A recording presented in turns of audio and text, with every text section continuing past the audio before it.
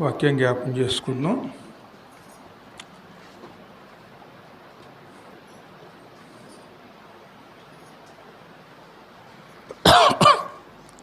చిన్న ప్రార్థన చేసుకుని ముందుకు వెళదాం. కృపా సత్య సంపూర్ణుడు ప్రభానికి వందముల చేతుడైన సర్వలోక రక్షకుడు సర్వోన్నతుని ప్రభానికి వందం. సృష్టికి మూలాధారం నీవే ప్రభువులు, జరిగించినవాడు బలపరిచినవాడు నైనా, రక్షించినవాడు నీవే తండ్రి, సమస్తనైనా చిత్తానుసరిగా జరిగించేవాడు తండ్రి నీకు వందం చెప్తానైనా.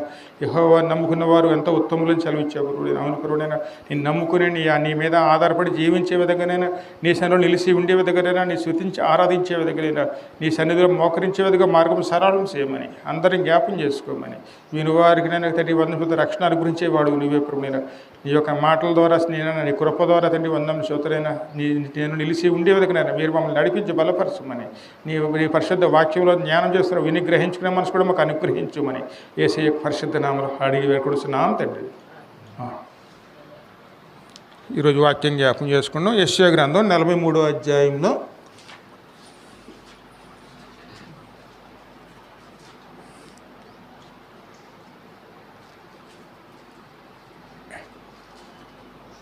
43వ అధ్యాయంలో 10 నుంచి జ్ఞాపం చేసుకు 10 నుంచి 13 వచనం జ్ఞాపం చేసి 13వ వచనం వరకును.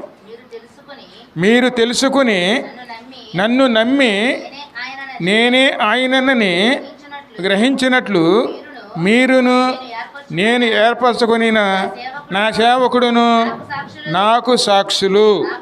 నాకు ముందుగా ఏ దేవుడును నిర్మింపబడలేదు, నా తరువాత ఏ దేవుడును నుండడు. నేనే యెహోవాను, నేను తప్ప వేరొక రక్షకుడు లేడు. ప్రకటించేవాడును నేనే, రక్షించేవాడును నేనే, దాన్ని గ్రహింపజేసిన వాడును నేనే, ఏ ఉండలేదు. నేనే దేవుడును, మీరే నాకు సాక్షులు. ఇదియే యెహోవా వాక్కు. ఈ దినం మొదలుకొని నేనే ఆయనను, నా చేతిలో నుండి విడిపించగలవాడెవడును లేడు. నేను కార్యము చేయగా తిప్పివేయవాడెవడును లేడు. ఆయన ఎవరైనా ఆయన యెహోవా తండ్రి అండి. ఎందుకంటే యెహోవా దేవుడి గురించి ఈరోజు మనం ఆయన చేయు కార్యముల గురించి మనం ఈరోజు జ్ఞానం చేసుకుందామండి. ఎందుకంటే మనం పోయిన వారం ఆయన కుమారుడైనటువంటి యేసయ్య కార్యములు మనం జ్ఞాపం చేసుకున్నాం. ఈరోజు మనం ఆయన తండ్రి అయినటువంటి ఆయన కార్యములు ఈరోజు మనం జ్ఞాపం చేసుకుందాం. మరి ఆయన చేయు కార్యములు ఎటువంటి అద్భుత కార్యాలు, ఆశ్చర్య కార్యాలు చేస్తారండి. ఆయన ఎంత పరిశుద్ధుడు అనేది కూడా ఈరోజు వాక్యంలో జ్ఞాపం చేసుకుందాం. మరి ఆయన గురించి మనం ఈరోజు వాక్యంలోకి వెళుతున్నప్పుడు ఇక నిర్గమాకాండంలో మనకు కనపడుతుంది చూడండి. 3వ అధ్యాయంలోను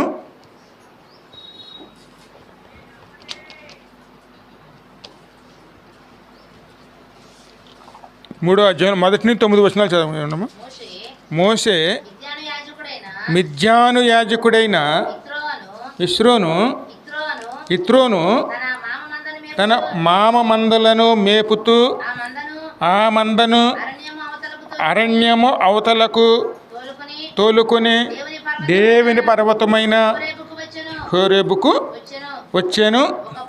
ఒక పొద నడిమిని అగ్నిజ్వాలలు అగ్నిజ్వాలలలో యెహోవా దూత అతనికి ప్రత్యక్షమయ్యను. అక్కడ మోసే తన మామ యొక్క మంద అంటే మేకల మందలను తీసి తోలుకుని ఆ అరణ్యములో నుండి హోరేబు కొండ అంటే అది దేవుని కొండ అంటారండి. అక్కడ తోలుకుని వచ్చాడు ఆయన వచ్చినప్పటికీ అక్కడ ఒక దృశ్యాన్ని చూశాడండి. అదేం దృశ్యం అంటే అక్కడ మధ్యాహ్నం ఒక పెద్ద పొద ఉంటుంది. ఆ పొద అగ్నితోనూ మండుతూ ఉంటుందండి. కానీ అగ్నిలో ఆ పొద కాలిపోవటం లేదు, అలా మంట ఆయన కనపడుతుంది. ఆశ్చర్య రీతిగా ఏమిటంటే అగ్నిలో పొద కాలిపోవటం లేదండి. అది చూసి ఆయన ఏమిటి వింత అని చూడటానికి ముందుకెళ్ళాడు అనమాట. ఎగ్గ ముంచదమ్మా. అతడు చూచినప్పుడు అగ్ని వలన ఆ పొద మండుచుండెను, గాని పొద కాలిపోలేదు. అప్పుడు మోసే ఆ పొద ఆ పొద ఎలా కాలిపోలేదు, నేను ఆ తట్టుకు వెళ్ళి ఈ గొప్ప వింతను చూసేదననుకొందును. దానిని చూచుటకు అతడు ఆ తట్టుకు వచ్చుట యెహోవా చూసెను. హల్లెలూయా. దేవుడు ఎన్నో గొప్ప కార్యాలు చేస్తారండి, అద్భుత కార్యాలు. ఆయన కార్యాలు మన చెవికి వినబడను, కంటికి గోచరించ, హృదయానికి గోచరించవండి, కంటికి కనపడవండి. ఎన్నో అద్భుత క్రియలండి. ఆయన క్రియలు ఏంది ఏదీ లేదండి. మోసే ఆ ప్రదేశానికి వచ్చారండి. అందుముందు మోసే ఎక్కడ ఉన్నాడు? అక్కడ మిద్యాను అరణ్యంలో ఉన్నటువంటి దేశంలో ఆయన ఒక పరవాసిగా, ఎందుకంటే ఆయన ఉన్నటువంటి ఐగుప్తులోంచి అక్కడి నుంచి బయటకు వచ్చేసి, ఆ కథ అంతా మనకు తెలుసు, వచ్చివేసి అక్కడ ఒక 40 సంవత్సరాలు అక్కడ ఉంటాడండి. మిద్యాను దేశంలో ఉన్నటువంటి ఒక యాజకుడి కుటుంబంలోనూ ఉంటాడు. ఆయన కుమార్తెను పెళ్లి చేసుకుని ఆయన మందలను మేపుకుంటూ దేవుని యొక్క సేవకుని దగ్గర ఆయన తర్ఫీదు పొందుకుంటూ ఉంటాడండి. అందుకు మునుపు ఆయన చాలా విజ్ఞానవంతుడు, బాగా చదువుకున్నవాడండి. ఐగుప్తు దేశంలో ఆ రోజుల్లోనూ విజ్ఞానములో చాలా ముందుందండి. ఈ రోజుల్లో మనకి అమెరికా ఎలాగ ఉంటుంది చూడండి, అక్కడికి వెళ్ళి చదువుకోవాలనుకుంటాం. అలాగే ఆ రోజుల్లోనూ ప్రపంచంలోనే ఐగుప్తు దేశము విజ్ఞానంలోనూ చాలా ప్రసిద్ధి చెందిందండి. అన్నీ కూడా ఆ రోజుల్లోనే, మనం ఈరోజు చూస్తున్నవన్నీ కూడా ఆ రోజుల్లో కూడా అక్కడ వారు నిర్మించారు. అటువంటి దేశంలోనూ ఆయన రాజకుమారుడిగా ఉన్నాడండి. అక్కడి నుంచి బయటకు వచ్చేసి అక్కడ మిద్యాను అరణ్యంలోకి వెళ్ళి ఆ సేవకుని దగ్గర 40 సంవత్సరాలు ఉంటాడన్నమాట. మోసే జీవితకాలం మొత్తం అంతా 120 సంవత్సరాలండి. ఒక 40 సంవత్సరాలు రాజకుమారుడిగా ఉన్నాడు, ఒక 40 సంవత్సరాలు మిద్యాను అరణ్యంలోనూ సేవకుని దగ్గర అన్ని తర్ఫీదులు పొందుకున్నాడండి. ఆ తర్వాత మిగిలిన 40 సంవత్సరాలు ఇశ్రాయేల్ ప్రజల్ని ఆయన నడిపించాడు. మొత్తం 120 సంవత్సరాలు ఆయన జీవించాడు. ఆయనే అన్నం తోలుకు వచ్చినప్పుడు అక్కడ ఒక అద్భుత దృశ్యాన్ని చూశాడండి. ఆ యొక్క దృశ్యం ఏమిటి? ఒక మండుతున్న ఒక పొద ఆయన కంటికి కనపడింది. ఆ పొద కనపడినప్పుడు ఆ పొదలో ఏం కనపడింది? పెద్ద మంట అండి, పెద్ద అగ్నిగోళం కింద కనపడిందండి. కానీ ఆ అగ్నిలో కూడాను ఆ పొద కనపడుతుంది, అది అంటుకుపోవటం లేదు, కానీ అందులోంచి మంట బయటకు వస్తుంది. ఇది చాలా ఆశ్చర్యపోయాడు ఆయన. దగ్గరికి వెళ్ళి చూద్దామని చెప్పి అక్కడికి ఆయన రావడానికి ప్రయత్నం చేసినప్పుడు యెహోవా మాట్లాడుతున్నారు అన్నమాట. ఇంకా ముచ్చదమ్మ, దేవుడు ఆ పొద నడుము నుండి మోసే మోసే అని అతనిని పిలిచెను. అందుకతడు చిత్తము ప్రభువా అనెను. అందుకైన దగ్గరికి రావద్దు, నీ పాదముల నుండి నీ చెప్పులను వీడు. ఎందుకంటే ఆయన ఉన్న ప్రదేశము అత్యంత పరిశుద్ధమైందండి. నీవు నిలిచి ఉన్న ప్రదేశము పరిశుద్ధ ప్రదేశము. హల్లెలూయా. మరి ఆయన నిలిచి ఉన్నటువంటి ఆయన ఉన్న ప్రదేశంలోకి మనం ఆరాధించడానికి వచ్చామండి. మరి ఆయన ఉన్న ప్రదేశము, ఆ స్థలం ఎటువంటిదండి? అత్యంత పరిశుద్ధమైందండి. ఆయన సమీపించలేమండి, సమీపింపలేని తేజస్సులో ఆయన ఉంటారండి. అగ్నిలో ఆయన ఉండేవారు. ఆయన అగ్నిలో ఈరోజు మనం చూస్తున్నామండి. ఆ యొక్క దృశ్యాన్ని ఎవరు చూశారు? మోసే చూస్తున్నాడండి. అదే చూద్దామని అది సమీపిస్తున్నప్పుడు ఆ సమయం దేవుడే అక్కడ ఆపారండి. నువ్వు నన్ను సమీపించొద్దు, నువ్వు నిలుచున్న చోటు అత్యంత పరిశుద్ధమైంది. ఎందుకు దేవుడిని మనం ఎందుకు సమీపించలేము? కేవలం మనం నరమాత్రులు మాత్రమేనండి. మనలో పాపం ఉన్నది, మనలో అపరాధాలు ఉన్నాయి, దోషములు ఉన్నాయి. దేవుని మనం సమీపించలేము. దేవుని సమీపించాలంటే ఆయన ద్వారా మనం రక్షించబడిన వారమే ఉండాలండి. మనం పరిశుద్ధులుగా మార్చబడాలి. పరిశుద్ధులు మాత్రమే దేవుని సమీపించగలుగుతారండి. నీ ఉన్న ప్రదేశము పరిశుద్ధ ప్రదేశము. నీ చెప్పులను విడుము. చెప్పులు విడమంటే అంటే అర్థం ఏమిటి? చెప్పులు అంటే క్రియలండి. మనం ఈ లోకంలో ఉన్న క్రియలు విడిచిపెడితేనే కానీ దేవుని సమీపించలేమండి. ఈ క్రియలు విడిచి దేవుని సమీపించి దేవుని ఆరాధించుకునేవారునే ఉండాలి. ఎందుకంటే ఈ లోక క్రియలతో మనం దేవుని ఆరాధించడం అనేది అసాధ్యమండి. దేవుని ఆత్మతోనూ సత్యముతోనూ ఆరాధించేవారునే అది మనం గ్రహించుకోవాల్సింది ఏమిటంటే ఆయన ఉన్న చోటు అత్యంత పరిశుద్ధమైంది. అది గ్రహించుకుని, అందుకే మన ప్రసంగిలో ఉంటుంది చూడు 5వ అధ్యాయం మొదటి 2 వచనాల్లోనూ,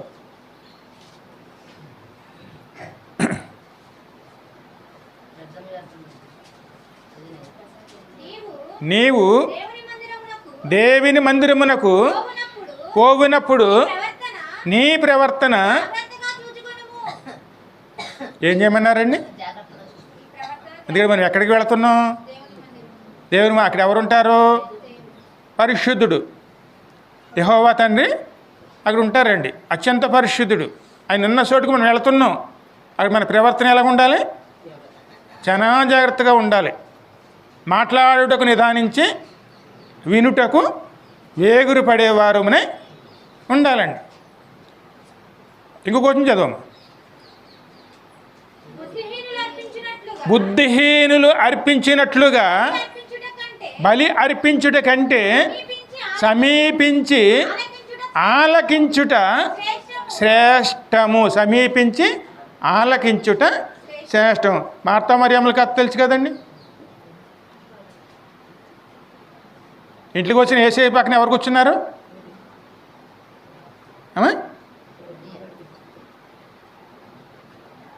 కూర్చుని ఆమె ఏం చేసింది? అలా అన్ని పనులు చేసుకుంటుందా? అన్నీ పక్కన పెట్టేసి శుభ్రంగా భాష పెట్టేసుకుని దేవుని మాటలు చక్కగా ఉంటుందండి. ఆ సమయంలోనూ ఆమె సహోదరి ఏమంటుంది? అయ్యా యేసయ్యా, ఒకసారి నా వైపు చూడు, నేను ఇక్కడేమో నీ కోసం ప్రయాసపడుతున్నాను, కానీ ఆ ఏమి నీకు పట్టనట్లుగాను ఆమెకు పట్టినట్టుగాను పట్టించుకోవడం లేదు, ఒకసారి చూసి నువ్వు చెప్పొచ్చు కదా. ఆమె ఎన్నుకున్నది శ్రేష్టమైనది. అది ఆమె యొద్ద నుంచి తీసివేయటం జరగదు. ఎందుకంటే శ్రేష్టమైనది ఏదండి? సమీపించి ఆలకించటం అండి. మొత్తం అన్నీ వదిలిపెట్టేయాలి. అదే మాట మోసేకి చెప్తున్నారండి. నీవు నిలుసున్న చోటు పరిశుద్ధమైంది, నీ చెప్పులను ఒకటి విడిచి సమీపించుము. చెప్పులు అంటే క్రియలండి. దేవుని సన్నిధానంలో మన క్రియలు కనపడకూడదండి. దేవుని క్రియలు మాత్రమే చూసి ఆశించేవారునే ఉండాలండి. అది దేవుని చిత్తం. ఆ సన్నిధానాన్ని ఎప్పుడు కూడా మనం పవిత్రంగాను పరిశుద్ధంగా చూస్తే ఆ సన్నిధానంలో మనకి ఏం కనపడతాయండి? అద్భుత క్రియలు, ఆశ్చర్య క్రియలండి. మనం అలా చూడలేదనుకోండి, అక్కడ మనకి ఏం కనపడవండి. ఆయన క్రియలు చూడాలంటే మొట్టమొదట ప్రభుని సమీపించినప్పుడు మనం జాగ్రత్త కలిగిన వారునే ఉండాలండి. ఇంకా మనం ముందుకు వెళితే మరి ఆయన ఏలాగూ ఉంటారు అంటే, ఒకసారి యెషయా గ్రంథం 6వ అధ్యాయంలో మొదటి 7 వచనాలు చదవమ్మా.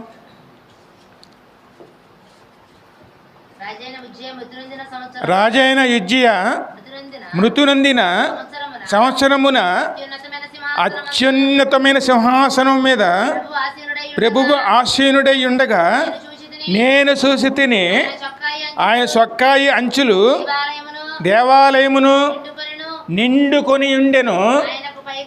ఆయనకు పైగా శరాపులు నిలిచి ఉండివి, ఒక్కొక్కరికి 6 రెక్కలు ఉండెను. ప్రతివాడును 2 రెక్కలతో తన ముఖమును రెంటితో తన కాళ్లను కప్పుకొనుచు రెంటితో ఎగురుచుండెను. వారు సైన్యములకు అధిపతి యెహోవా పరిశుద్ధుడు పరిశుద్ధుడు పరిశుద్ధుడు, సర్వలోకమును ఆయన మహిమతో నిండి ఉన్నది అని గొప్ప స్వరముతో గాన ప్రతి గానములతో చేయుచుండిరి. వారి కంఠస్వరము వలన గడప కొమ్ముల పునాదులు కదులుచు మందిరపు ధూపము చేత నిండగా నేను అయ్యో నేను అపవిత్రమైన పెదవుల గలవాడును. ఎందుకంటే ఆ యొక్క మందిరం ఎలా కనపడుతుందండి? ధూప నైవేద్యములతో నిండిపోయి ఉన్నాయి. ధూప నైవేద్యములు అంటే ఏమిటి? ఆరాధన, స్తుతులు, ప్రార్థనలు, దేవుని గణపరచడం, దేవుని పరిశుద్ధుడని ఆయన నామని హెచ్చించడం. ఆరాధన అంతా ఎలాగుందండి?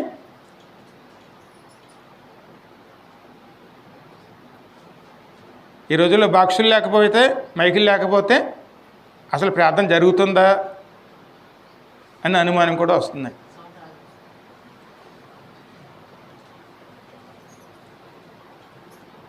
ఎందుకంటే నిజమైన ఆరాధన మన హృదయంలోంచి వచ్చింది అనుకోండి, మన కంఠస్వరం ఎలాగొస్తుంది? ఆలయపు గడపలో కదిలిపోవాలండి. దేవుని ఆరాధించినప్పుడు ఏదో నూతి నుంచి వచ్చిన మాటలాగా ఆరాధించడం కాదండి. కంఠస్వరం ఎలాగ ఉండాలి? గట్టిగా ఆయన ఆరాధిస్తూ ఆయన గణపరుచుకునే వారునే ఉండాలండి. అంటే నోట్లోంచి మనం మాట రాకుండా అలాగ ఉన్నాం అనుకోండి, ఉపయోగం ఉండదండి. ఎందుకంటే ఆయన ఎవరు? మహాగణుడును మహోన్నతుడండి, పరిశుద్ధుడు. పరిశుద్ధుడిని ఆరాధించడానికే ఆయన సన్నిధానికి మనం వచ్చి ఉన్నామండి. అదే మాట ఇక్కడ ఎస్సీ అంటున్నాడు, అయ్యో నేను దేవుడిని చూసి తినే, నేను నశించి తిని. ఎందుకని ఆయన మాట అన్నారు? ఆయన ఇంకా ముంచదమ్మా, అపవిత్రమైన పెదవుల గలవాడును, అపవిత్ర పెదవుల గల జనముల మధ్యన నివసించుతున్న వాడిని మొట్టమొదటి మనం గుర్తించుకోవాలండి. మనం ఎవరు? అపవిత్రమైనటువంటి పెదవుల గలవాడు. ఇదే నోటితో మనం దేవుడిని ఆరాధిస్తున్నాం, ఇదే నోటితో మనం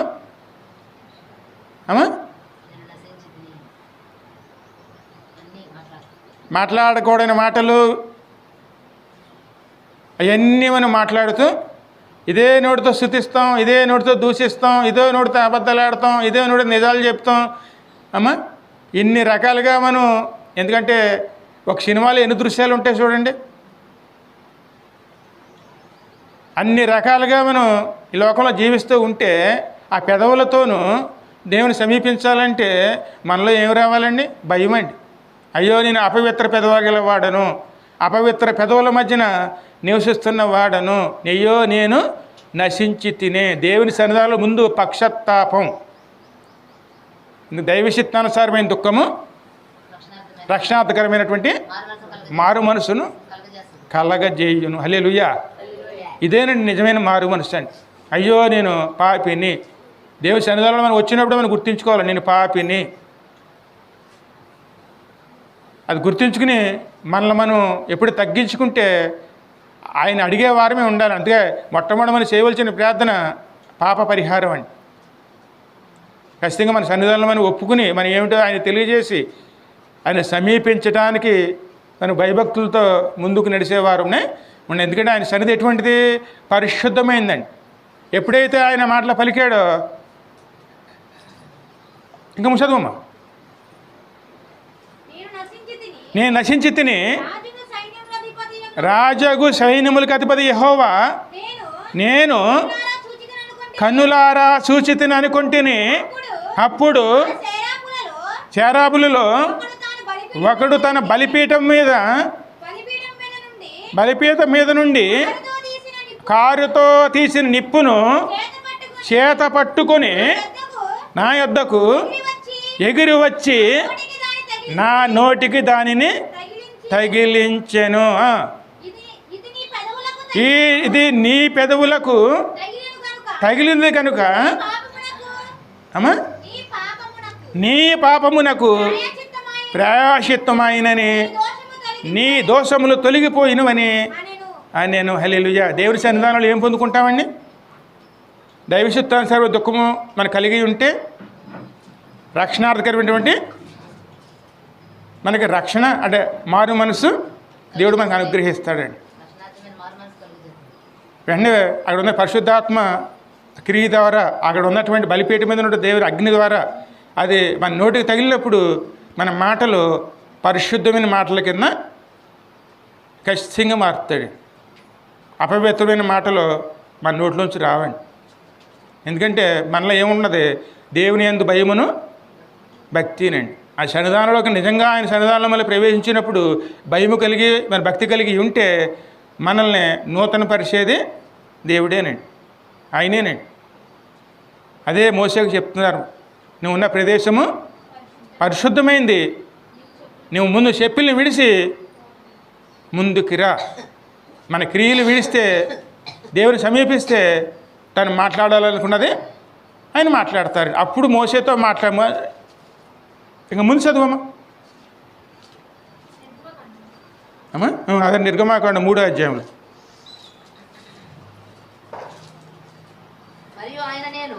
మరియు ఆయనను నేను నీ తండ్రి దేవుడను అబ్రహాము దేవుడను ఇస్సాకు దేవుడను యాకోబు దేవుడను అని చెప్పగా మోసే ముఖమును కప్పుకొని దేవుని వైపు చూడ వెరిసెను. మరియు యెహోవా ఇట్లనెను, నేను ఐగుప్తులోనున్న నా ప్రజల బాధలను నిక్షేముగా చూసి తిని. ఎప్పుడైతే యెహోవాని తెలుసుకున్నాడో ఆయన దేవుని ముఖం చూడటానికి ఆయన భయపడ్డాడు. ఎందుకంటే నిజంగా ఎవరు కూడా ఆయన చూసి జీవించిన వాళ్ళు లేరండి. ఇందుకు నిజానికి యెహోవా స్వరూపాన్ని ఆయన చూడలేదండి, అగ్నిలో ఉన్నటువంటి స్వరాన్ని వింటున్నాడు. అందుకే దేవునికి ఎప్పుడూ కూడా రూపం ఉండదండి. ఆయన ఉండాలనుకుంటే ఎందులోనే ఉండగలడు, ఏ రూపంలోనూ ఉండగలడు. ఆయన పేరు నిరాకారుడు, ఆయన నిత్యము ఉండేవారు. అగ్నిలోనూ ఉన్న స్వరూపాన్ని చూశారండి. ఆయన చూసినప్పుడు చూడలేక ఆయన ముఖాన్ని చేతులతో కప్పుకున్నాడండి. అప్పుడు దేవుడు మాట్లాడుతున్నాడు అనమాట. ఏమని మాట్లాడుతున్నారు ఆయన? ఇట్లా నేను ఐగుప్తులోను నా ప్రజల బాధను నిక్షేముగా చూసి తిని, పనులలో తమను కష్టపెట్టు వారిని బట్టి వారి పెట్టిన మొరను వింటిని. ఇది ఐగుప్తీయులు దేశంలో ఉన్నటువంటి ఇశ్రాయేలు ప్రజల గురించి దేవుడు మాట్లాడుతున్నారండి. మరి ఆ ఇశ్రాయేలు ప్రజల్ని ఐగుప్తు దేశంలో గురించి అక్కడ బానిసలుగా ఉంటారని దేవుడే ముందుగానే అబ్రహాంకి ముందుగానే అన్నీ చెప్పారు. 400 సంవత్సరాల పూర్వం జరగబోయేది అబ్రహాంకి దేవుడే బయలుపరిచారండి. ఎందుకంటే ఆయన ముందు జరగబోయేది కూడా చెప్పగలడు, జరిగిన విషయాలు చెప్పగలరు, ఆయన జరగబోయేవి కూడా అది చెప్పగలరండి. అందుకే ఆయన అత్యంత పరిశుద్ధమైనటువంటి జీవము గల దేవుడండి. ఆ మాట మనం ఆ వాక్యం ఎక్కడ చూడాలంటే ఆదికాండం 15వ అధ్యాయంలో 13, 14 వచనాలు చూడమ్మా.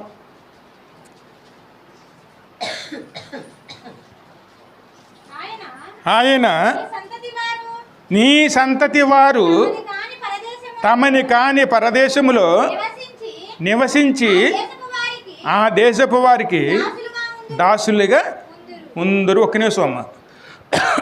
తమది కాని దేశములో అబ్రహాముని ఏ దేశానికి పిలిచారండి అమ్మా?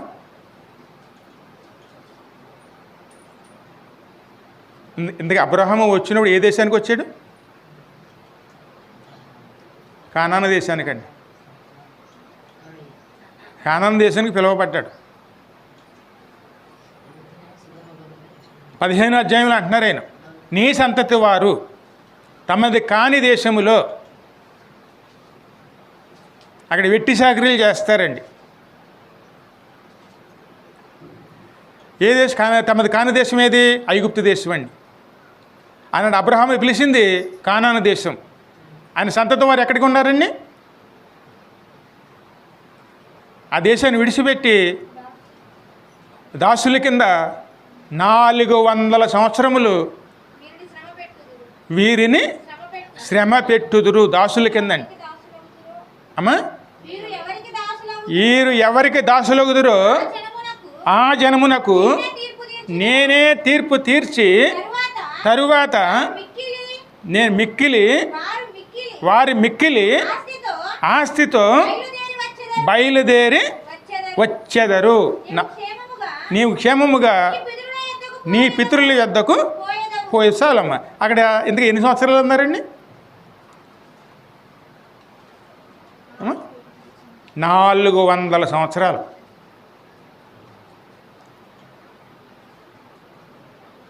మరి 400 సంవత్సరాల క్రితం దేవుడు ఇచ్చిన వాగ్దానాన్ని దేవుడు ఎప్పుడు జ్ఞాపకం చేసుకున్నాడండి?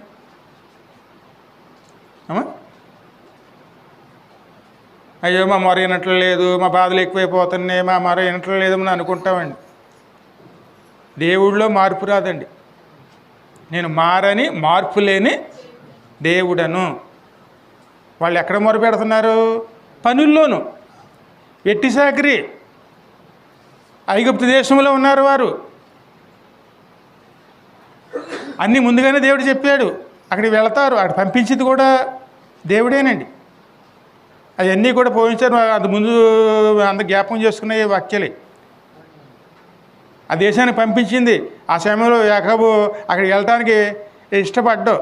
అప్పుడు దేవుడే మాట్లాడతాడు, నువ్వు వెళ్ళు, నీకు భయం లేదు, నీకు తోడై ఉంటాను, నేను బయటకు నేనే తీసుకొస్తాను అని చెప్పి ఆ సమయంలో పంపించింది ఆయనే.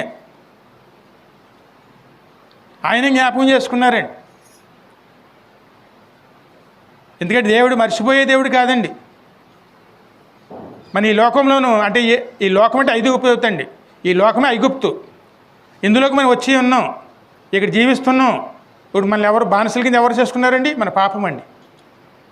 ఆ పాపం ఏం చేస్తుంది? మన మీద ఏలుబడి చేస్తుంది. ఏలుబడి చేసి మనం చేసే ప్రతి పనుల్లోనూ మనని నరకయాతన పెడుతుందండి. వెట్టి సాకిరి అండి. కూర్చోవడానికి ఉండదు, నుంచోవడానికి ఉండదు, విశ్రాంతి తీసుకోవడానికి ఉండదు, శ్రమల పాల్లోనే ఉంటామండి. ఆ శ్రమల్లో నువ్వు పెట్టే ములుగులు. ఎందుకు నిజంగా దేవుడు నమ్ముకున్న బిడ్డలు ఎప్పుడైనా సరే శ్రమలలోనూ ములుగుతారు, కానీ ఆ పనులకు వ్యతిరేకంగా మాత్రం వారు ఇప్పుడు నిలవరండి. బాధలు పడుతూనే ఉంటారు. దేవుని కోసం ఎదురు చూస్తూనే ఉంటారండి. అటు తిరుగుబాట్లు చేయరండి. ఇశ్రాయేలు ప్రజలు తిరుగుబాటు చేయలేదండి.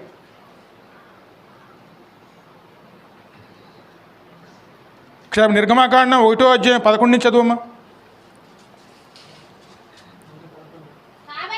కాబట్టి వారి మీద పెట్టిన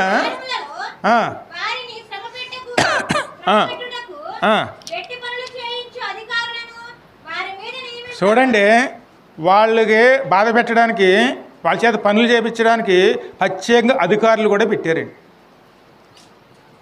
ప్రత్యేకంగా అధికారులండి పెట్టి ఆ దినములలో మోసే పెద్దవాడైన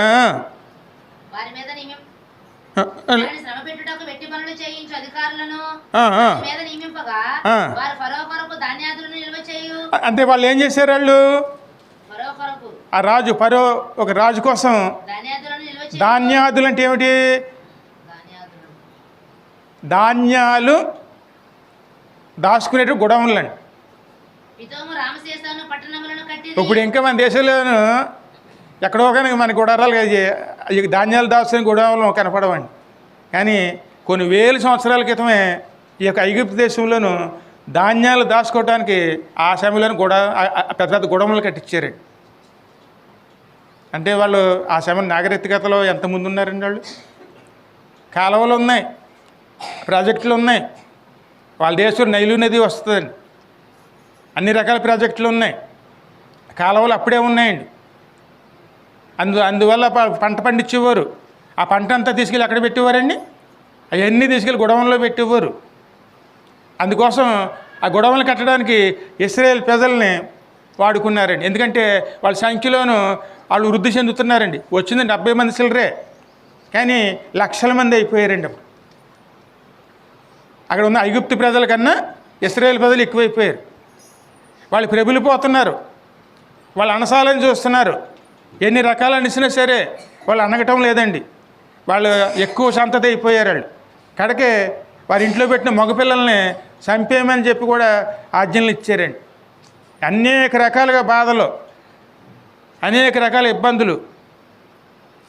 ఆ వెట్టి సాకిరిలోనే వాళ్ళు దేవునికి మొరపెట్టుకున్నారండి. ఇంకా ముంచదమ్మా.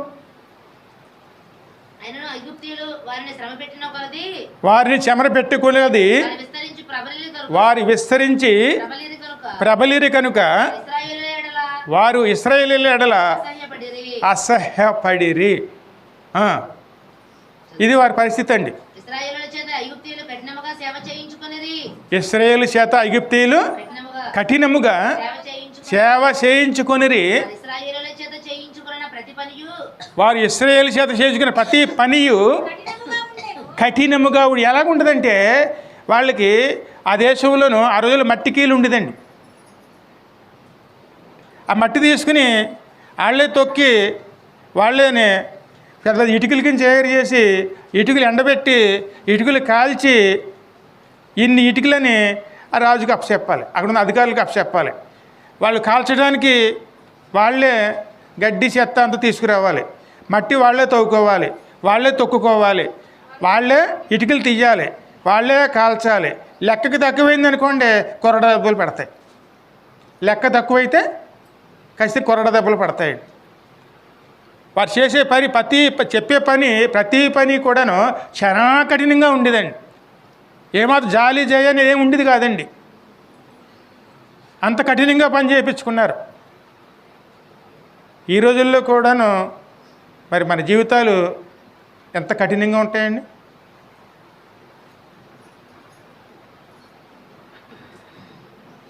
అనేక బిడ్డలు చూస్తే ఏ విధంగా ఉంటాయంటే చాలా కఠినంగా ఉంటాయి. మరి వీళ్ళ పరిస్థితి ఎలాగున్నదంటే ఇక్కడ ఇంకా 2వ అధ్యాయం 23 చదువమ్మా.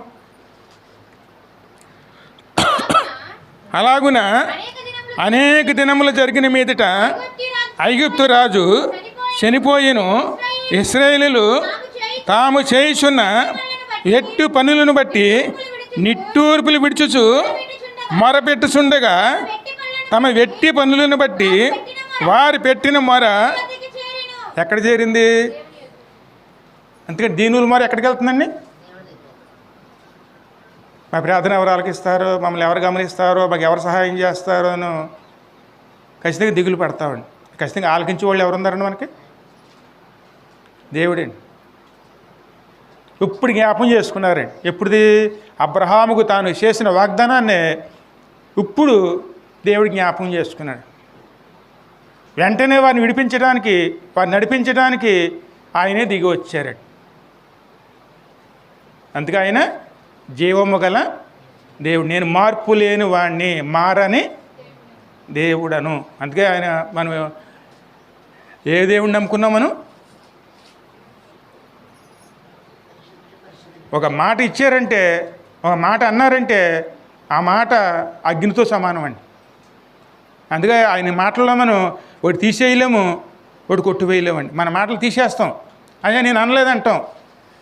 కానీ అలా దేవుడు అండండి. తన మాట ఆ మాట తీయటానికి వీల్లేదు, కొట్టువేయటానికి వీల్లేదండి. తీసేస్తే శాపగ్రస్తులు అవుతామండి. అంత విలువైంది దేవుని మాట. ఆ మాటగా శరీరాన్ని ఇచ్చి, ఆ శరీరం ఎక్కడ నివసించిందండి? మన మధ్యన, మనలోనే నివసించింది. అందుకే దేవుని మాట అత్యంత విలువైందండి. ఆ మాట వినటానికే ఆశపడేవారునే ఉండాలండి. ఆ మాట ఎవరు? యేసయ్యనండి. ఆ మాటకే శరీరాన్ని ఇచ్చి, ఆ శరీరమే మన మధ్యకు వచ్చి నివసించి, ఆ మాట మొదటి యోహాను పత్రిక, ఇది యోహాను సువార్త 1వ అధ్యాయంలో 14వ వచనంలో ఉంటుందండి.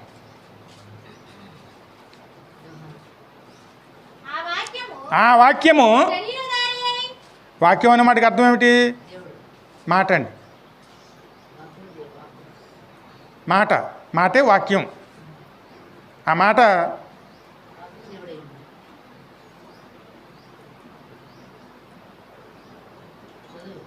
ఇంకో చదువు. ఆ వాక్యము శరీరధారి అయి కృపాసత్య సంపూర్ణుడుగా మన మధ్య నివసించిన. హల్లెలూయా. దేవుని మాట ఎక్కడుందండి? మన మధ్యనే ఉంది. ఆయన వాగ్దానం ఇచ్చారు కాబట్టి మనం ఆ వాగ్దానాన్ని గుర్తు చేసుకుంటూ ఈ లోకంలో మనం జీవించేవారునే ఉండాలండి. దేవుడిచ్చిన వాగ్దానమే క్రీస్తు అండి. ఆయన మనకు అనుగ్రహించబడ్డారండి. అందుకే ఆయన శరీరం ధరించి మన మధ్యకు వచ్చారండి. మరి జీవం గల దేవుని యొద్దనే మనం ఉన్నాం. మరి ఈ పరిస్థితులు ఇప్పుడు ఉన్నాయనొచ్చు. ఎంత కఠినమైన పరిస్థితుల్లో కొంతమంది జీవిస్తున్నారంటే, వాస్తవానికి అయితే ప్రతి కుటుంబంలో కూడా ఈ పరిస్థితులు ఉంటాయండి. పెద్ద వయసులోనూ నిన్న ఎందుకంటే సాయంకాలం మాటలు మన దగ్గరికి అంటే ఇంటికి కూర్చుని ఉండగా ఒక పెద్ద ఆమె వచ్చారు. పెద్ద ఆమె అంటే ఎప్పుడో మన నాయనమ్మ గారి ద్వారా రక్షణ పొందుకున్నారంట. ఆమె గుడివాడలో ఉండేవాడు. ఆమెకు 5 బిడ్డలు. అందులో కూతురు ఏమో కువైట్లో ఉందంట, ఒక కొడుకు ఏమో గుడివాడలో ఉన్నారు. మిగిలిన వారు చనిపోయారు. ఇప్పుడు ఆమె చూడటానికి ఎవరు కూడా పట్టించుకోవట్లేదండి. అక్కడ గుడివాడలోనూ వాళ్ళు పెట్టేటువంటి వాళ్ళు మాట్లాడే మాటలు వినలేక, ఆ మాటల ద్వారా వాళ్ళు పెట్టే తిండి తినలేక ఆమె వచ్చేసింది ఇక్కడికి. ఆ రోజుల్లో వీళ్ళకి ఇంటి తలం ఉంటే ఆ తలంలోకి వచ్చింది. తలం ఒకటి ఉంది, ఇల్లు లేదు. ఆమెకు దగ్గర 70 సంవత్సరాలు పైన ఉంటాయి, 70 పైన ఉంటాయి. మరి ఉండాలంటే ఎక్కడ ఉండాలి?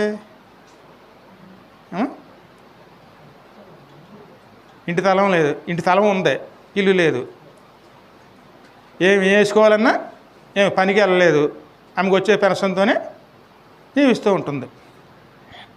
దానికి ఉండటానికి కోసం చిన్న గుడారం కట్టుకోవడానికి ఇద్దరు మనుషుల్ని ఏర్పాటు చేసుకున్నట్టు. వాళ్ళు అంతా కలిసి వాళ్ళు చిన్న పాకలాగా ఏర్పాటు చేయడానికి కర్రలన్నీ వేసారు. పైన కప్పుతానికి కావాలి కదా కమ్మిలు. అవి ఎవరు వేస్తానంటే అక్కడ పట్టుకెళ్తానికి వాళ్ళు పంపించింది. వాళ్ళు తేకుండాను అవన్నీ లోపల ఎక్కడో ఉన్నాయో అవి మీ తీయలేవు, మీ తేలేమని చెప్పి వాళ్ళు వచ్చేసారు. ఈమె వెళ్ళి అవన్నీ లాగి బయటికి తీసుకొచ్చేటప్పటికి కాలు నొప్పి పెట్టేసింది. ఆ వయసులో పని చేస్తే ఎలా ఉంటుంది? కాలు నొప్పి పెట్టి ఆ కాలు నొప్పితోనూ డాక్టర్ దగ్గరికి వెళ్దాము, వత్త ప్రార్థన చేయించుకుందాం అని చెప్పి మన దగ్గరికి వచ్చింది. చెప్పింది 5 అన్నానయ్యా, కానీ నా పరిస్థితి రోడ్డు మీద ఉంది అని బాధపడుతుంది. ఏటమ్మంటే ఇలాగని చెప్పింది. అయ్యా కాలు బెణికిందయ్యా, మరి ఆ బెణికి నొప్పి పోవటానికి హాస్పిటల్కి వెళ్ళాలని డబ్బులు లేవు, అడుగుతాను చేస్తాడో లేకపోతే లేదని చెప్పి ఆ ప్రార్థన చేయించుకోవడానికి వచ్చింది. వెంటనే మన కిరణ్ పిలిచి 100 రూపాయలు ఇచ్చి అంతే డాక్టర్ చెప్పురా అని చెప్పి ఇచ్చి పంపించాం. వెళ్ళి వైద్యం చేయించుకుంది. ఆ టైంలోనే మన కానుకలు ఉన్నటువంటి మన పేషెంట్ గారు అలాగే వెళ్తున్నాడు మోటార్ సైకిల్ మీద. ఆయన ఆపి, మరి పలానా చోట ఉన్నారంట కదా ముసలమ్మ, మరి వాళ్ళ సంగతి చూడండి కదా అని చెప్పి చూస్తే అది మీకు ఆశీర్వాదం అని చెప్పి ఆయనకి ఆ బాధ్యతను అప్పచెప్పాము. చేశారనుకోండి, ఆయన దేవుని బిడ్డే, ఆశీర్వాదం ఖచ్చితంగా పొందుకుంటాడు. నాకెందుకు అనుకుంటే ఆమె మొరపెట్టిన మరి ఎక్కడికి వెళ్తుంది? ఖచ్చితంగా దేవుడు తీర్పు తీరుస్తాడు. బాధ్యత కలిగిన వారు బాధ్యతను మర్చిపోతే ఆ బాధ్యత ఎవరు తీసుకుంటారో? దేవుడు తీసుకుంటాడు. అందుకే బాధలు అనేది అప్పుడు ఉన్నాయి, ఇప్పుడు ఉన్నాయి. తల్లిదండ్రులకి దేవుడు చాలా విలువనిచ్చాడండి. ముదుమేసులో తల్లిని కానీ తండ్రిని కానీ నిర్లక్ష్యం చేస్తే దేవుడు రాళ్లతో కొట్టి చంపమన్నాడు. అంత విలువనిచ్చాడు దేవుడు. మరి ఈరోజు తల్లిదండ్రులు ఎలా చూస్తున్నారండి?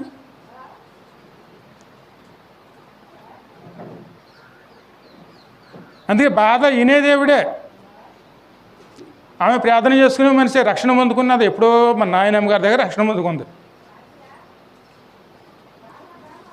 మరి మన పక్కన పరిస్థితులు మనకు చూసినా సరే, మనం దేవుని నమ్ముకునే వాళ్ళు అనేక మంది ఉన్నా సరే పట్టించుకోకపోతే ఎలాగా అమ్మా?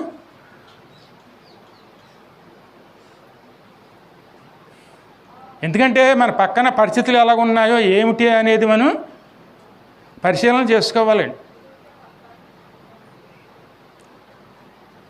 కానీ ఆ పెట్టిన మొదలు ఎక్కడికి వెళ్ళినాయి? దేవుని వద్దకు వెళ్ళినాయి. దేవుడే తాను చేసిన వాగ్దానాన్ని జ్ఞాపకం చేసుకున్నాడు. ఆయన దిగి వచ్చి మోసేకి దర్శనం ద్వారా అంటే స్పష్టంగా కంటి ముందే కనపడ్డారు. ఆయన అంటున్నారు, ఇశ్రాయేలు ప్రజలు నా ప్రజలు పెట్టిన మొర నా యొద్దకి చేరినవి కనుక దేవుడు వారు ములుగును విని అబ్రహాము, ఇస్సాకు, యాకోబులతో తాను చేసిన నిబంధనను జ్ఞాపకము చేసుకొనెను. ఎందుకంటే నిన్న మొన్నడ దేవుడు ఇచ్చిన వాగ్దానాలనే మనం మర్చిపోతాం. 400 సంవత్సరాలండి, ఎన్ని తరాలండి అమ్మా?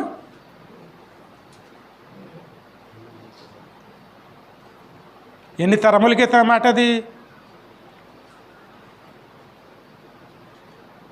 ఎప్పుడు కూడా మనం దేవుడు ఇచ్చిన వాగ్దానాలను మర్చిపోకూడదండి.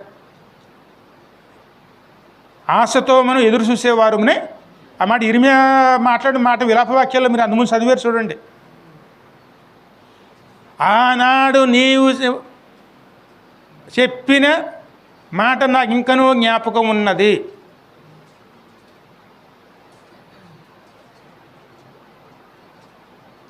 మూడో అధ్యాయంలోనూ 3:21-23 చూడు. నాకు ఆశ పుట్టుచున్నది, నాకు ఇంకా జ్ఞాపకం ఉన్నది కదా, నేను దీన్ని జ్ఞాపకం చేసుకొనగా నాకు ఆశ పుట్టుచున్నది. యెహోవా కృపగలవాడు, ఆయన వాత్సల్యత ఎడతెగక నిలిచి ఉన్నది కనుక మనము నిర్మూలము కాకున్న వారము. హల్లెలూయా. మన సహాయం చేయకపోతారు, నిర్మూలం అయిపోతారు. అలవేళ నిర్మూలం అయిపోరండి. కానీ వరమారి ఎక్కడికి వెళ్తుంది? దేవుడు చూస్తాడండి. మన సహాయం చేయలేని స్థితిలో ఉన్నామనుకోండి, చేయవలసిన స్థితిలో ఉండి కూడా చేయలేని స్థితిలో ఉన్నామనుకోండి, ఆ బాధ్యత తాను తీసుకుంటారు. కానీ మేలైనది చెయ్యి ఉండి కూడా చెయ్యకపోతే అది మనకి పాపంగా మారుతుంది. నిర్లక్ష్యంతోనూ స్వార్థంతోనూ మనం పాపులుగా మారాలా?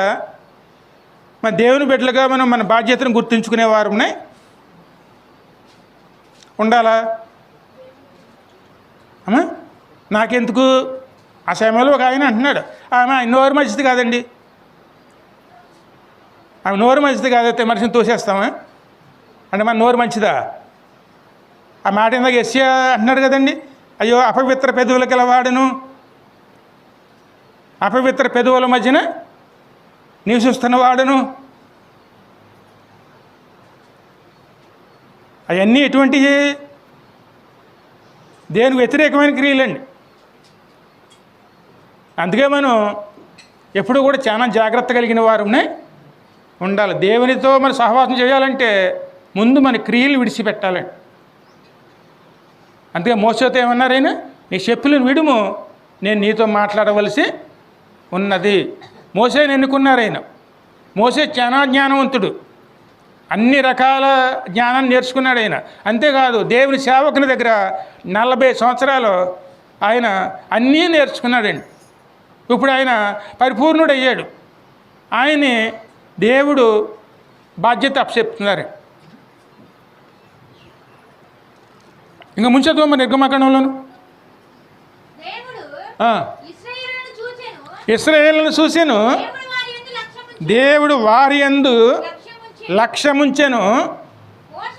మోసే మిద్యాను యాజకుడైన ఇస్రోను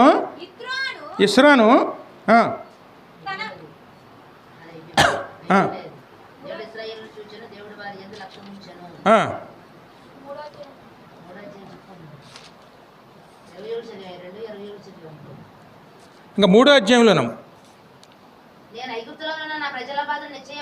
చూచితిని. పనులలో తమను కష్టపెట్టి వారిని బట్టి వారు పెట్టిన మొరను వింటిని. వారి దుఃఖములు నాకు తెలిసే ఉన్నవి. కాబట్టి ఐగుప్తుల చేతిలో నుండి వారిని విడిపించుటకును ఆ దేశములో నుండి విశాలమైన మంచి దేశమునకు అనగా కానానీయులకు, హిత్తీయులకు, అమోరీయులకు, పెరిజ్జీయులకు, హివ్వీయులకు, ఏబూసీయులకు నివాస స్థానమై పాలు తేనెలు ప్రవహించు దేశమునకు వారిని నడిపించుటకును దిగివచ్చి ఉన్నాను. దిగివచ్చి ఇప్పుడు మనం 102వ కీర్తన 20 వచనం చదవమ్మా.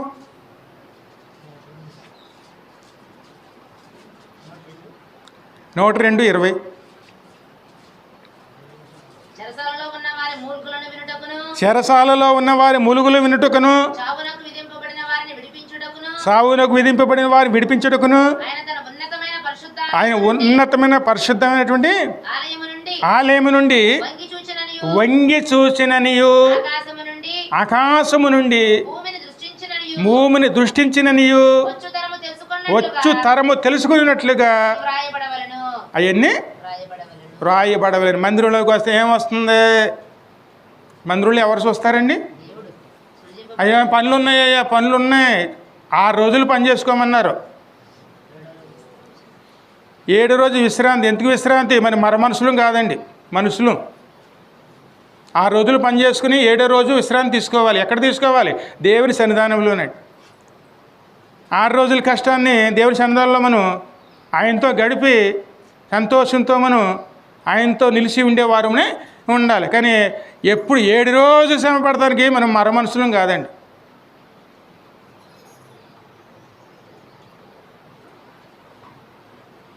కానీ మన పని ఏమో మనం ముఖ్యం అనుకున్నాం అనుకోండి, మన పెట్టే మొర ఆలకించడానికి దేవుడు చూసినాడు. మనం కనపడకపోతే, ఆయన మీద మనం లక్ష్య పెట్టకపోతే ఇంకెవరు వింటారని మన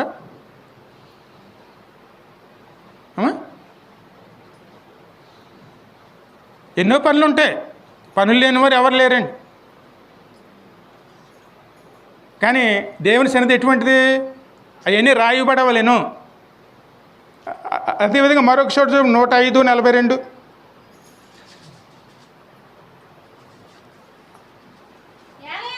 ఏలయనగా ఆయన తన పరిశుద్ధ వాగ్దానమును తన సేవకుడి అబ్రహామును జ్ఞాపకము చేసుకుని ఆయన తన ప్రజలను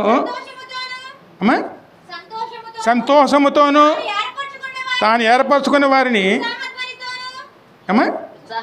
ఉత్సాహధ్వనితోను వెలుపలికి రప్పించెను. హల్లెలూయా. అందరు పాడుకుంటారు చూడండి. అందరికి వచ్చినప్పుడు సియోను మందిరముకు, సియోను పాటలు పాడుకుంటూ సంతోషముతో సియోనుకు వెళ్ళేదము. హల్లెలూయా. సంతోషంతో వెళ్ళాలండి. సంతోష గానములతో దేవుని ఆరాధించుకోవాలి. సంతోషంతో ఇంటికి రావాలి. దేవుడు ఆ స్థితికి తీసుకెళ్తారండి. మొర ఆలకించిన దేవుడు. అందుకే ఆయన చూచుచున్న దేవుడు అండి. అదే కీర్తన 22:5 చూడమ్మా.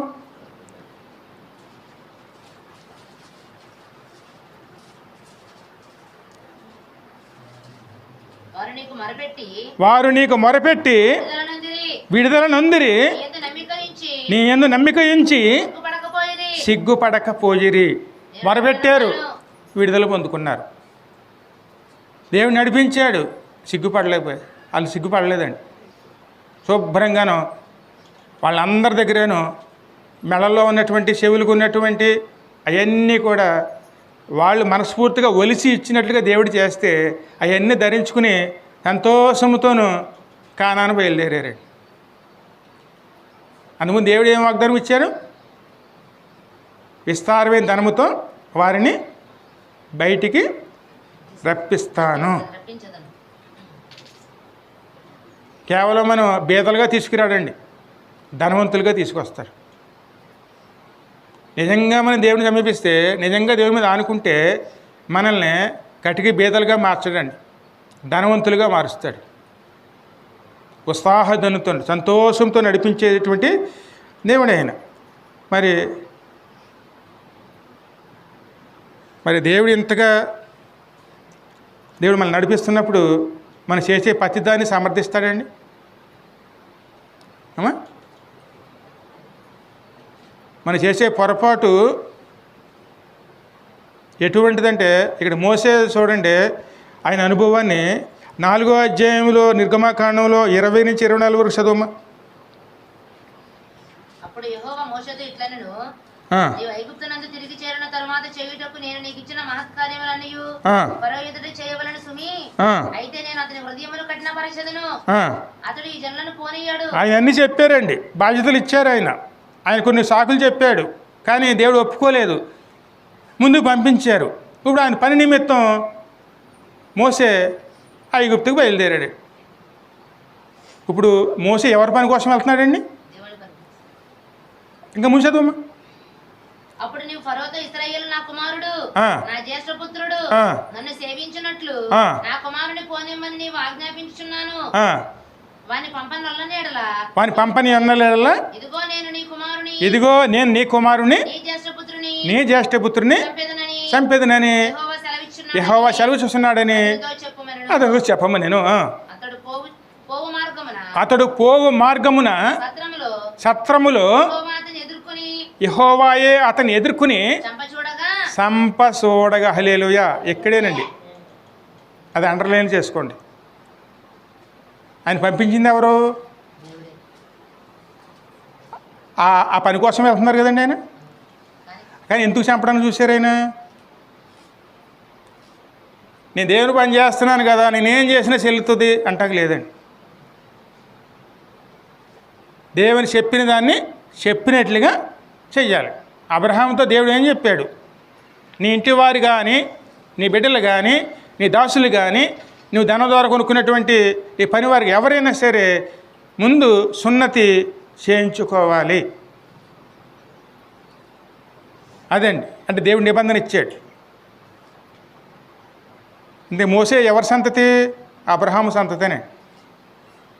పెళ్లి చేసుకున్నాడు. ఆయన భార్య ఎవరు? ఒక సేవకురాలు కుమార్తె. వాళ్ళ సున్నతాచారం లేదు. 2 పిల్లలు పుట్టారు. పిల్లలు సున్నతి చేయించలేదు. ఇప్పుడు దేవుని పని చేస్తానికి వెళ్తున్నారు.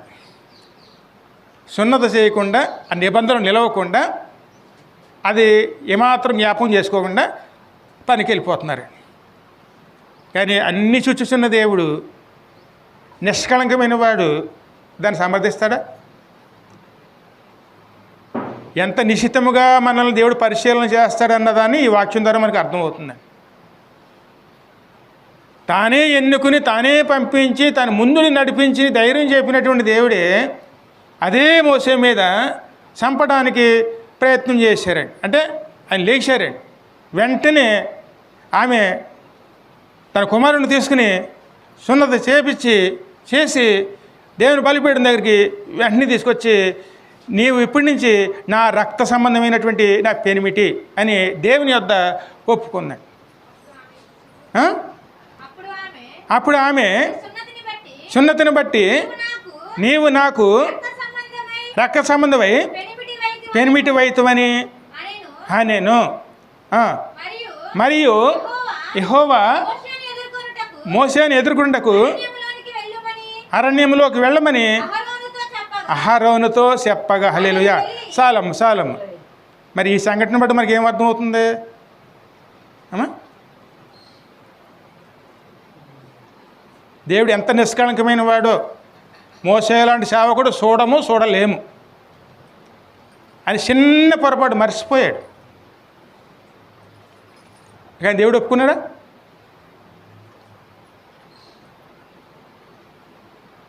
చిన్న పొరపాటు అయినా సరే, పాపం ఎంతైనా సరే, దేవుడి మాటను మనం మీరితే అది పాపమే అవుతుందండి. ఆ పాపం ఎంతదైనా సరే, చిన్నదైనా పెద్దదైనా సరే మరణాన్ని తీసుకొస్తుంది. అది గుర్తు చేయడానికే మరణాన్ని ఆ ముందు పెట్టాడు. ఎప్పుడు కూడా మనం సమర్థించుకోకూడదండి. ఏమైనా ఉంటే ఏం చేసుకోవాలి? సరి చేసుకునేవారునే ఉండాలి. వెంటనే మోసే ఏం చేసుకున్నాడు? వెంటనే సరి చేసేసుకున్నాడు. అందుకే మనం నీ సేవకులం కదా, లేదా మేము అన్నీ చేస్తున్నాం కదా, వాక్యం మాకు తెలుసు కదా అది మనం సమర్థించుకోకూడదండి. మోసే కన్నా గొప్ప సేవకులు ఈ భూమి మీద ఎవరు లేరండి. మోసే కన్నా గొప్పవాడు యేసయ్య ఒక్కడే. ఆయననే దేవుడు ఈ విధంగా శోధిస్తే మనం ఎంతటి వారమండి? దేవుడి విషయాల్లో ఎప్పుడూ కూడా మనం అశ్రద్ధ చేయకూడదండి. దేవుడు ఏం చెప్తున్నారో అది ఖచ్చితంగా నెరవేర్చుకునే వారునే ఉండాలి. నీ మేలేనే తెలిసి ఉండి కూడా నువ్వు దాన్ని చేయకపోతే అది నీకు పాపమై ఉండును. హల్లెలూయా. అందుకే ఎప్పుడు కూడా జాగ్రత్తగా ఉండాలండి. దేవుని సన్నిధానంలో మనం జాగ్రత్తగా ఉండి ఆయన చెప్పింది గ్రహించుకుని ఆయనలో నడవడానికి ప్రయత్నం చేస్తే ఖచ్చితంగా దేవుడు మనల్ని అందులోంచి బయటకు తీసుకొస్తారు. మరి మోసేకే ఎటువంటి అనుభవం వచ్చిందంటే ఒకసారి ఆలోచిస్తే మనకి దేవుని సన్నిధానం అంటే అక్కడ ఏమి రావాలి? మనకి భయము భక్తి రావాలి. అది లేకపోతే దేవుని నిలవటం అనేది అసాధ్యం అండి. అందుకే ఆయన సన్నిధానంలో మనం నిత్యంగా నిబంధనకు లోబడేవారమునే ఒకసారి 17 అధ్యాయం నిర్గమాకాండంలో 12-13 చూసి ముగించాను.